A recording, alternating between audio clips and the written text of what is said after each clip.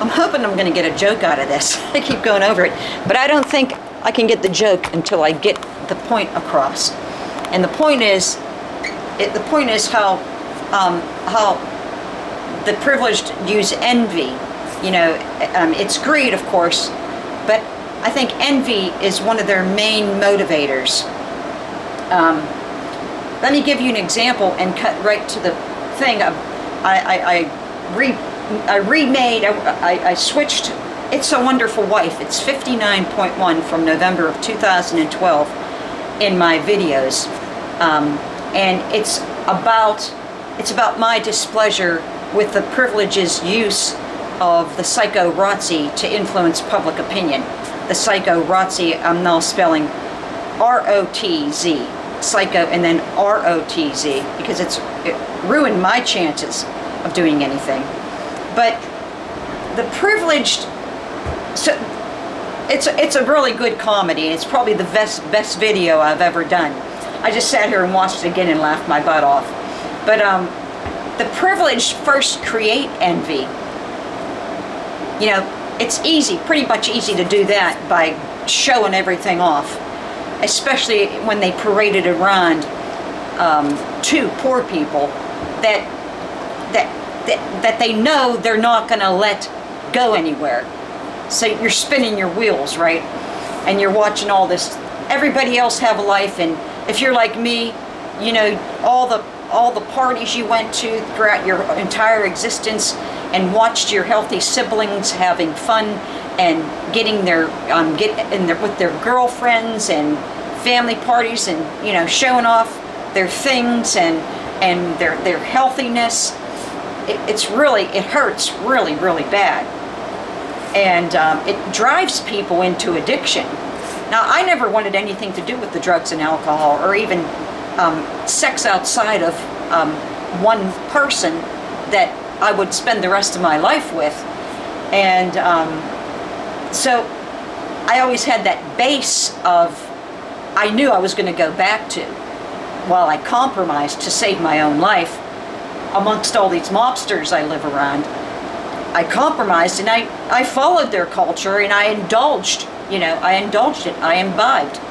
So the privileged create this envy, and this movie is a really good example of how either Drew Barrymore or somebody using her as an avatar raped me for 2 years between 2007 and 2009 psychologically. And I mean, I had orgasms without touching myself. Well, I at least had one that way. At the time, I was really vulnerable because I gained a lot of weight. I was doing my own experiment, and I couldn't gain muscle, and I've never been able to grow any significant amount of muscle in my existence.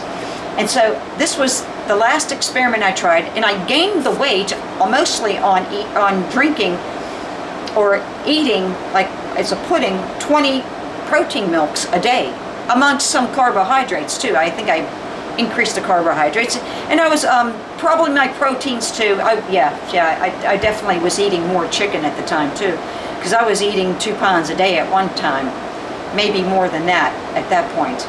But anyway, I was very vulnerable because of that, and that's when she imposed herself in my psychically and began raping me, as though it was. And like about after a year of this, I realized that maybe she thinks she's trying to get me to lose weight. But if anything, it dragged it out. But it made me, she could have actually killed me because I had that extra weight and because I was so weak. And I you know, it was bursting blood vessels in my feet. That's all I got out of it. Gaining the weight didn't help me gain any muscle at all. So if you're a hypoglycemic like me, and you were poisoned by an antibiotic, that might not be something you want to try if you can't gain muscle. So I'm lean now, and I'm going to stay lean until I feel that my muscle is back to where it was before I crashed completely in 1998. But what I'm trying to get at is either her or or somebody that using her as an avatar, and Sharon Stone was there a lot of times with her too, or her avatar, or somebody using her as an avatar, is they set women so far back with what they did because they created a new line of envy. Oh, now women can control women like men used to as slaves and just do whatever they want to them. So now people are envious of that ability and they just want to accumulate that ability, which I don't know, I think they blame the mind expanding drugs for it, but it's something that I'm sure our parents were always able to do. I think the mind expansion period only made it more known, because I know my mother watches me and hears me, but I never know she's there. I think all the mind expansion part of it did really, besides speed things up for the rapists and the people occupying your mind, like fascists occupy countries, is what they're doing, and it's perfectly illegal. I think what it did was to make it known to the slave, to the person being controlled, who was controlling them. I think that's basically all it did. It opened us up more, maybe. So I don't think this is a new phenomenon. My mother always knew what I was saying when I was thinking, not saying, what I was thinking when I was up in my bedroom and either being, whatever I was doing in my bedroom. I'd come down and she'd say something that related exactly to what I was just thinking about in the bedroom. So that's it. I mean, I think that's the envy is created by the privileged. And then the sex and the things that I've been talking about, which is like our cultural DNA, because that's what's institutionalized across globally, is sex and things. It's because to strive like for sex and things, right? Aren't men all about sex? And things at the very least, us being the thing at the very least. They blame women a lot for the other things, but they start with us at the very least, and that's an atrocity. And then we want things to make up for being a thing, or maybe we want things because we're already a thing, so we want other things. I don't know. Well, yeah, I do know, but that's not what so they create envy to begin with, and then they have to assuage it with sex and things. So that's how they institutionalize. So that's their big crutch for institutionalizing this DNA, this cultural DNA, which instructs everybody on what they should do in the world. To, have a lot of sex and buy a lot of things. But it's killing us. It's spawning new avenues and rivers of the consumption rampage every day, and reasons to stay on it. And whether or not I think we're past the eye of the hurricane for Envirogeddon, but whether or not we go to full Envirogeddon, we still need a new system for when we come out the other end. As it stands, the Three-Ring-Circus of government, religion, and big business are vying for the power to be the main power post-Envirogeddon. And that's just going to keep us laden, and that's just an excuse to keep us laden down with sex and things when we come out the other end. And that's going to be full slavery for women again, most likely. And even if it's not, it doesn't matter, because it's going to be slavery for at least half the population. As though we don't know what to do, as though there's not a better way of instructing us through universal affirmative action, which is triage, that identifies the weak, the least, the people that have had the least opportunity for the longest period of time. And that's what universal affirmative action is. It's as close as we'll ever get to God for the privileged people, really, because they don't believe in God. You couldn't believe in God or care enough about the environment and people and still build the castles and the palaces and $35 million homes that they're still building today. It's just not possible. It's an oxymoron to think that you are better enough than everybody else, or that you need that much space to entertain your friends, when there's people that haven't had a single opportunity in their existence at really having a life. And I'm one of them, and I don't look like it, but my last name is Ben Show. And I wouldn't be bringing this message to you if I hadn't been a good show, because I would have never got past go one time to collect $200, let alone the number of times it took to bring you this.